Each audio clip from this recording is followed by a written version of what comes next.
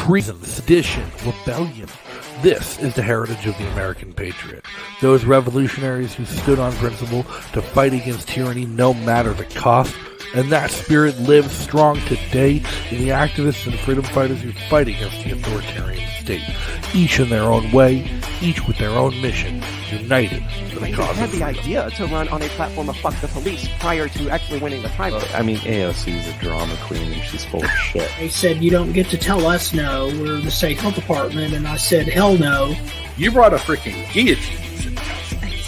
People already pushing back in ways that didn't even need any votes to be cast. I'm not ratting on anybody, and I did what I did, so you're going to have to give me what the law says you have to give.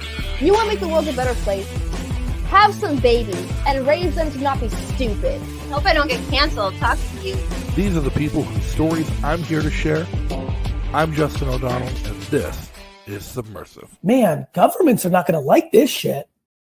Ladies and gentlemen, boys and girls, activists, anarchists, and people of the internet, thanks for tuning in to another episode of Subversive. As always, I'm your host, Justin O'Donnell. And before we get started, just remember whatever platform you share on or you listen on, whether it's YouTube Live, Odyssey, Spotify, Apple Podcasts, or on the air at LRN.FM. You can help grow the show by liking, commenting, subscribing, and most of all, sharing with your friends. And if you enjoy the content, you can join the insurgency by visiting patreon.com/O'Donnell today. Again, that's patreon.com/O'Donnell. And make sure to check out our sponsor, snackswag.com, for all your favorite Liberty merch, including some new official podcast branded merch from the Subversive collection, including brand new designs for t-shirts, hoodies, coffee mugs, and more. Again, that's snackswag.com, where you can check out the awesome new collection of official Subversive merchandise today. And if you want to keep in touch between shows, follow me on social media. Join our community Discord channel and chat with other fans of the show at any time. All these links can be found in the description of the video or podcast you're listening to. So make sure to check them out today. And today we're talking about the pay-to-play environments and pay-to-play mentality of ballot access laws in American elections. Ballot access restrictions refer to the rules and regulations that govern who can get on the ballot and run for office. These restrictions can vary from state to state and can include requirements such as collecting a certain number of signatures, paying a late fee, administrative filing fee, or meeting certain qualifications. These rules can have a significant impact on who runs for office and ultimately who is elected. Recently, the New Hampshire House Bill 116 has been proposed to increase the ballot access requirements for primary candidates significantly. This legislation is sparking debate over the issue of ballot access and its impact on democracy.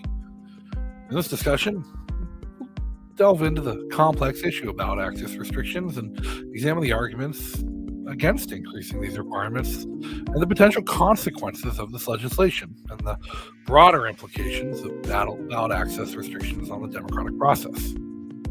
Currently, there's a segregated system of ballot access in New Hampshire with different rules for party primaries and independent candidates in the general election. For party primaries, a candidate must simply be registered to vote as a member of the party for whom they seek the nomination and pay an insignificant filing fee to the state in order to participate in the electoral process. However, independent and third-party candidates who seek to have their names placed on the general election ballot must not only pay the same filing fee as candidates in a major party, but also need to collect a large number of nomination petitions from registered voters as well. Anyone with experience in libertarian third-party politics has been around to help with or bear witness to a petition drive for ballot access. Whether someone's running for local office, statewide office, or president, if they want to do so not as a Republican or Democrat, petitions are a necessary evil due to the existing ballot access laws. However, it's the access to the major party primary ballots being threatened by House Bill 116. Under current law, a candidate seeking statewide office in New Hampshire must pay an administrative filing fee of $100 or submit 200 petitions in order to have their name printed on the primary ballot. House Bill 116 seeks to increase these thresholds to $10,000 or 25,000 petitions to exercise one's right to run for office in the state of New Hampshire. Ballot access laws can make or break a candidate's chance to run for office. But do you ever stop to think about why some states make it easier or harder for certain people to run for office? These laws determine who can officially be on the ballot for an election, and it can have a major impact on the outcome of elections. I may be alone in trying to spark debate over the New Hampshire House Bill 116, which aims to increase the requirements for primary candidates. But have you ever considered the overall impact laws can have on our political process? In this discussion, I want to explore the arguments in favor of making ballot access laws easier. I want to cover how it can lead to increased competition and diversity in the political process, and how it can provide more people an equal opportunity to run for office, regardless of their background or resources. I'm going to dive into the real implications of these laws, how it can shape the future of our democracy. Whether you're a student of politics, a concerned citizen, or considering running for office, this discussion, I hope, will help you understand the significance of these restrictions. One of the first arguments in favor of reducing or eliminating ballot access restrictions, making it easier to access the ballot, is the benefits of increased competition. Now, making it easier for candidates to get on the ballot can lead to more competition in elections, which can lead to a more engaged electorate and a more representative government. Increased competition leads to more engaged voters. When there are more candidates on the ballot, it can lead to more voter interest and participation in the election, and this results in a more informed and engaged electorate that is more likely to hold elected officials accountable. More competition can lead to better representation. When there are more candidates to choose from, it can be more likely that the candidate who is elected will be more representative of the electorate as a whole. This is because candidates will have to appeal to a wider range of voters in order to win. Competition can also lead to more innovative ideas and policies. With more candidates running, there's more ideas, more policies, and more debate and discussion, which leads to innovation and progress. Candidates will have to differentiate themselves from their opponents, and this can lead to new and creative solutions to problems. More competition can improve the quality of candidates. When there's more competition to get on the ballot and to win an election, it can lead to candidates who are more qualified, more experienced, and more dedicated to public service. Competition also makes politicians more accountable. Candidates will be more responsive to citizens and be more likely to work on their behalf if they're not afforded the protection of ballot access laws serving incumbents.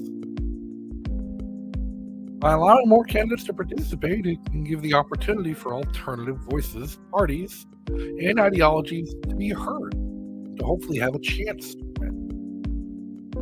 Where if they're excluded from the ballot in the first place, they would never. Ballot access requirements can also be a barrier to entry for candidates from marginalized communities who may not have the resources or connections to meet those requirements. By making it easier for candidates from these communities to get on the ballot, the pool of candidates can encompass greater diversity. And greater diversity can bring new perspectives and solutions to issues. Candidates from diverse backgrounds can bring new ideas and solutions to problems, because they may have different life experiences and perspectives than candidates from more traditional backgrounds. Diverse candidates can help build more inclusive and representative governments. Representation of diverse groups in government can lead to more inclusive policies and increase trust and legitimacy of the political system. Diverse candidates can act as role models and inspire more people from marginalized communities to get involved in politics. By having diverse candidates on the ballot, it can make the political process more inclusive and accessible to all, and open up new opportunities for underrepresented communities to participate in the political process. Greater diversity in politics can improve the quality of decision making. When there are more diverse perspectives represented in government, it can lead to more thoughtful and well-informed decision making and avoid groupthink. Diverse candidates can bring a fresh perspective on current political scene and address issues that might otherwise be overlooked by traditional candidates who don't have the experience or understanding of what other communities and people of other backgrounds go through. Greater diversity in politics means greater representation of society as it is. A society that's increasingly diverse and inclusive, breaking down barriers and paving the way for more people of diverse communities to run for office in the future. Brings more voices into politics, allowing more candidates to participate in elections, giving voters a wider range of options that can amplify the voices of groups that are underrepresented in the political process. More voices means more representation and inclusivity. When there are more candidates on the ballot, it leads to a more representative government. As candidates will have to appeal to the wider range of voters, ensuring diverse perspectives and the needs of the population are considered and addressed by all those in contention. More voices in the political process can lead to more diverse and progressive policies. Not necessarily progressive in the bad way, as many libertarians want to think, but having a variety of voices on the ballot can lead to more ideas and innovative policies being discussed, creating opportunities for new and progressive solutions to be put forward. More voices can foster more informed and engaged electorates. When there are more candidates on the ballot, it can lead to more voter interest and participation in the election, resulting in a more informed and engaged electorate that's more likely to hold those they elect to account if they're given another option. Allowing more voices to participate in the political process can increase voter turnout and civic engagement. And when voters have more choices on the ballot, and they're more likely to participate in the political process and see their vote as more meaningful, they have more buy-in. More trust in the system means more demands for the system to work properly.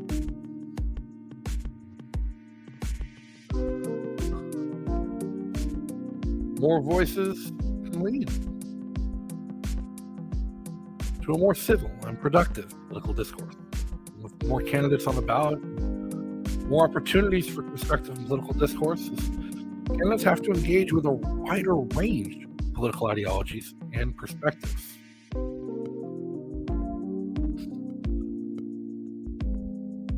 More voices can provide new and alternative solutions and can diversify the political scene, bringing in new perspectives and encouraging discussion on underrepresented issues and policies, which may be overlooked by those entrenched in the battles of politics year over year. And more voices can provide a fair representation of society, as different communities and groups can have the opportunity to be heard and to have a say in the governance of their own communities. And voter choice. By making it easier to get candidates on the ballot, voters have more options to choose from and can select a candidate that better represents their views. Voter choice means more representation and accountability. When there are more candidates on the ballot, it leads to more representative governments for a number of reasons. But as voters have a wider range of options to choose from, they can be more representative of their communities. This can ensure diverse perspectives and needs of the population are considered and addressed, and that elected officials are held accountable by voters. Voter choice can lead to a more engaged electorate, just like other reasons. People want to participate in a political process where They believe their vote is meaningful and matters. And a more engaged electorate is more likely to stand up to the abuses of the system in place. Voter choice increases fairness in the political process. When there are more choices on the ballot, all candidates have to appeal to a wider range of voters. And the balance of an election can be more tenuous and require more compromise from candidates and voters alike. This ensures diverse perspectives and needs of the population are considered. Voter choice fosters a more competitive political process. With more candidates on the ballot, there'll be more competition amongst candidates, which can lead to more innovative ideas and policies being discussed, leading to more innovative, productive, and progressive solutions to the problems that face society. Voter choice can also lead to more efficient allocation of political power. When voters have more choices, they can make a more informed decision and choose a candidate that better represents their views. This can lead to more efficient allocation of political power. This candidate who is elected will be more representative of the electorate as a whole and not simply a good old boy selected by an organization or a party apparatus. Voter choice provides voters with a wider range of options, allowing them to select candidates that best aligns with their values and priorities, increasing their representation, and even if unelected, to signal to the political establishment that their voice isn't represented in the current system and that they would prefer the alternative in a meaningful manner. Creating a more democratic process, allowing more citizens to be able to select candidates that better align with their values, prioritizing their own interests and leading to better governance. With the issue of cost, ballot access requirements can be costly and time-consuming, especially for candidates who do not have the support of established political parties. Making it easier for candidates to get on the ballot can reduce the financial burden on candidates and allow them to focus on their campaign message instead. Lowering costs for candidates can make the political process more accessible. When ballot access requirements are costly and time-consuming, it can be difficult for candidates who do not have the support of established political parties to get on the ballot. Lowering these costs can make it easier for candidates to run for office and make the political process more accessible to a wider range of individuals. And this is crucial because it's known that the political parties don't represent the interests of the people. And allowing them to control access for who is allowed to seek the vote of the people for representation hurts the health of democracy. Lowering cost is also crucial to increasing competition in the political process. When it's less expensive on the ballot, it leads to more candidates running for office, which can increase competition and lead to more representative governments. Lowering costs can help small and new parties, as well as independent candidates, participate in the political process. It needs to be easier for small and new parties, third parties, the Green Party, Libertarian Party, Constitution Party, the Capitalist Party, to even have the opportunity for their voices to be heard. Lowering costs for campaigns can potentially lead to more effective use of resources. When candidates have to spend less money on ballot access, they can redirect those resources towards campaigning and reaching out to voters, leading to more involved campaigns that have candidates who have a better understanding of what their communities and constituents go through on a regular basis. It can also help reduce the role of big money in politics. The cost of simply getting on the ballot is reduced. Candidates may not be as dependent on large campaign donations, and thus reduce the role of lobbyists and corporations and their ability to buy our political elite. Lowering these costs can help new and underrepresented voices access political processes and participate in the governance of the country, their state, or their community, allowing for a more robust debate in politics. Lowering costs for candidates can also lead to fairer competition and make the electoral process more affordable for individuals who otherwise could not run for office.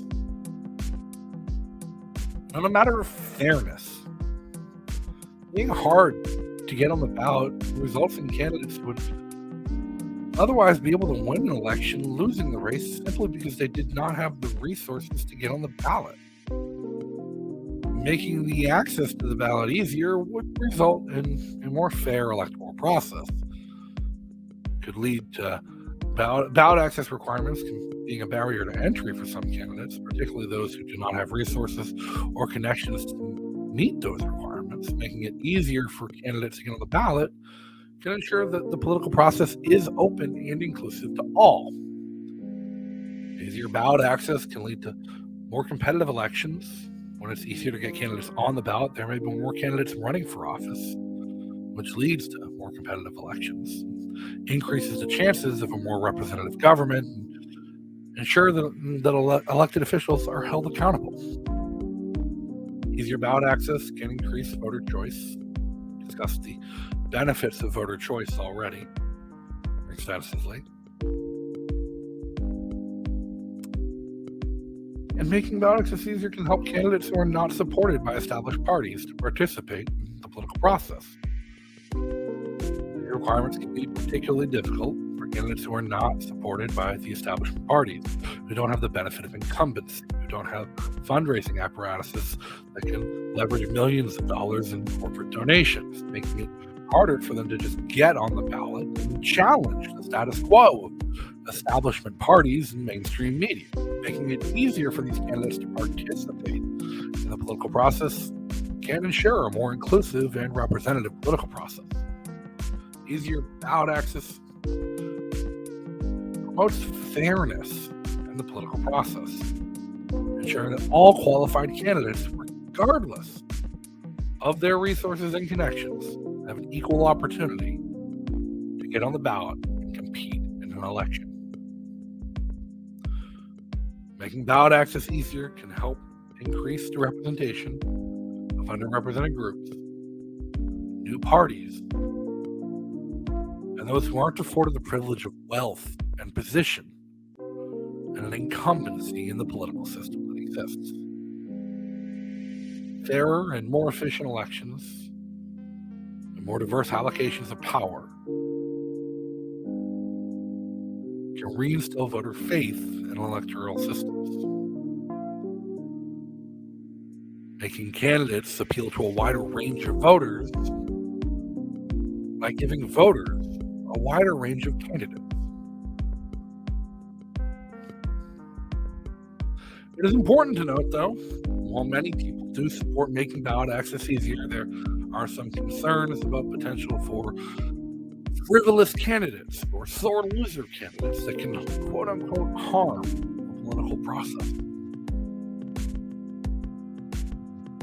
One argument in favor of allowing frivolous candidates to have the same ballot access as other candidates is of simply upholding our principles of free speech. Allowing all individuals to run for office regardless of their chances of winning is the only way to ensure that everyone's voice is heard and that the political process remains open and inclusive. And frivolous candidates can serve as a phenomenal form of protest or satire, and they can draw attention to issues that might otherwise be ignored. They can also encourage more voter engagement by providing something fresh to talk about and possibly satire on the current political scene. Additionally, it's quite difficult to define what a frivolous candidate is. It's a subjective evaluation. And some candidates that were considered frivolous in the past ended up impacting elections or drawing major attention on important issues. It's also worth noting that in a democratic system, the right to vote and stand for office are closely linked. And limiting the right to stand for office can be seen as an infringement of the right to vote, as it limits the choices available to voters. Now, the issue of ballot access isn't about making sure that it is about making sure that everyone has a fair and equal opportunity to participate in the political process, regardless of their background or their resources or even their chances of winning. It's about creating a political process that's open, inclusive, and truly representative of the population. However, as we've seen with proposed House Bill 116 in New Hampshire, not all laws regarding ballot access are created equal. Laws that make it harder for certain groups of people to run for office are discriminatory. And it's up to us as citizens to stand against them. It's important to remember that ballot access is not just about who gets to run for office. It's also about who gets to have their voices heard in the political process. And that's why protecting free speech in elections is crucial. We must ensure that all voices have the opportunity to be heard and that no one's free speech is suppressed. So let's stay informed, stay engaged, and stand up for free, fair, and accessible elections. And that starts with ballot access. The only way to make sure that our political process truly represents the diversity and interests of our entire population is our continued involvement in the fight, and making our voices heard to those in office and those who aim to be in office, or seek to be, or simply want the opportunity. Whether running for office yourself, supporting a candidate, whether or not they have a chance, standing for these rights is the only thing that can protect them. Now, today, June the 10th, or January the 10th, 2023, I got the year right, I'll be heading to Concord, New Hampshire to testify in a public hearing on House Bill 116. One of several bills that will impact ballot access in the state of New Hampshire. That, if passed, along with House Bill 115, which will change the date of the primary election and change the dates of petitioning requirements, submission deadlines, could combine to have an effect that there would never be a third party or independent candidate on the ballot again in the state of New Hampshire. And we can't rely on the courts to strike down these laws. And our involvement should help persuade them to be crafted in a manner that's more suitable. Well, they may want to protect their party's institutions from the frivolity of candidates who don't stand a chance and clog up the debate stage and the election proceedings. At the end of the day, they can do so only by denying you your rights. That's all for today. Perhaps more later, after the hearing. But until next time, be free. Thank you for tuning in to another episode of Subversive. Make sure to like, subscribe, and turn on notifications to get alerted every time we go live on YouTube. And make sure to leave some comments and reviews on whatever platform you listen on to let me know what you thought of this episode. And a huge thanks and shout out to our sponsors and the awesome members of the Insurgency on Patreon. If you enjoyed this content, you can join the Insurgency on Patreon by following the links in the description for patreon.com/O'Donnell. And if you can't catch the show live, you can always catch it the next day on YouTube, Odyssey, Anchor, Spotify, Apple Podcasts, Breaker, CastBox, and wherever else you listen to your favorite podcasts every day. So until next time, everybody, be free.